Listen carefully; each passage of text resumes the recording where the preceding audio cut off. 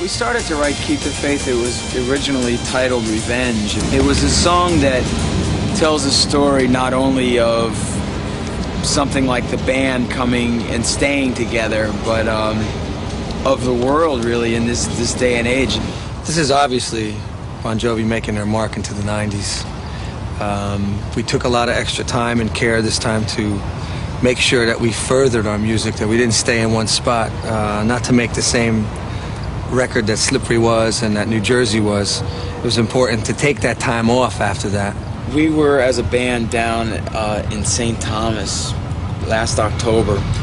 We went down there, just the five of us, after a lot of the changes have gone on and the redefining of our goals. We had like a band kind of thing. We all got together and band bonding. We bonded as a band, you know, around the pool. I told my friends at home, I says, listen, if I'm back before the weekend, that's not good. But we stayed in one house on this little island, and the idea was that we would just start to become a rock and roll band again without the quote-unquote machine around. We also went out to a couple of clubs there, and we jammed, which was really fun, you know, like on somebody else's instruments, just went up and jammed, and it felt good to be back. We realized it was like starting all over again, you know, and it just says that the energy there is unlike anything that we've had in years. It's a very personal song. It's something about a man who's coming to terms with who he is and where he is right now, and it's evident even in the video, the emotion that I put across on the song Bed of Roses. With the video, we went back to what we know best. We went back to a guy named Wayne Isham. Wayne Isham, he's a nut.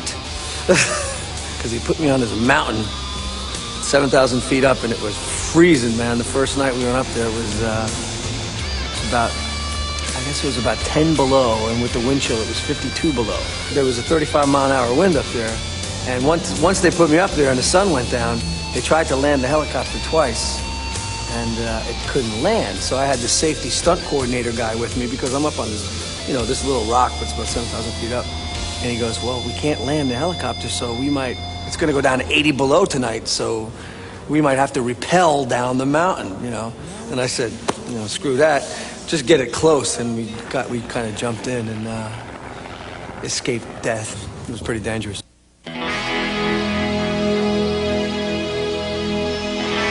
In These Arms, it's something that was written last for the record. It was almost a fluke the way we came up with finishing that song. It began as one song called Water into Wine, and the verses were great and the chorus wasn't great, and I had a ballad that was called In These Arms Tonight, and John and I finished the chorus and we put them together like a tuna fish sandwich kind of, and it worked out. It's been one that everyone's loved and, you know, absolutely insisted that it's on the album.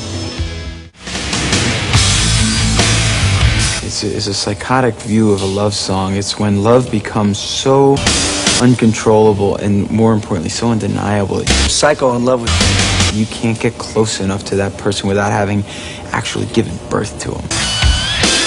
The girl's mother. It's a relationship that has gone haywire. A psycho lyric. We just went over the edge with it. We did a video exclusively for this package. It's probably one of the heavier songs. To give back something to the fans that they would never really see on their MTV.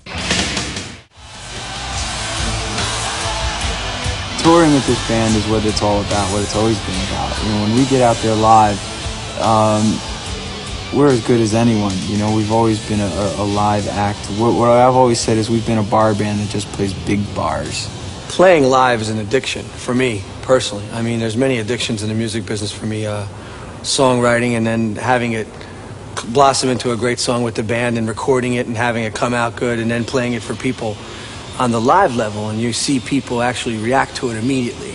It's very, very, very, very cool.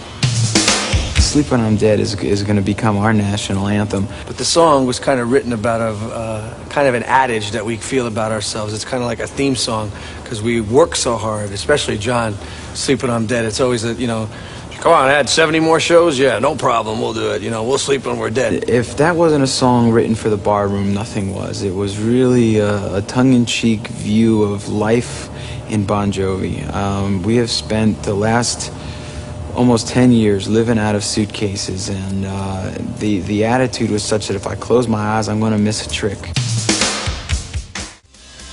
I hope no one thinks we've gone too far. We got to understand something that, you know, change is really what it's all about. You know, it's Bon Jovi in the 90s. It's something new. Well, the soul of Bon Jovi is certainly in a dedication. Dedication to our music, dedication to our fans, dedication to rock and roll. Now we could bring it back and flavor it a little bit differently and get that fire back. I mean, there's also a dedication to having a good time. That's important, you know. I mean, rock and roll is still supposed to be fun. It's a long road, you know. I'm not going anywhere. You want to come along? It's gonna be a hell of a trip. Unplugged is a funny thing because MTV has actually given us credit for starting the Unplugged series, and it was on the awards show in 1989 when we were asked to perform. We didn't really know what to do or how to go about doing it, because when you look in the front row, there's all your peers, other artists and other bands, and it's going to be difficult to entertain them in a way in 5 minutes that's going to get them standing on their feet and clapping their hands. So I thought what would be best would be get the songs back to their origin, get them back down to 2 acoustic guitars and 2 guys singing. And even that afternoon, as Richie and I sat there on that stage, we couldn't decide what song to play, if it was going to be Living on a Prayer, if it was going to be Wanted Dead or Alive.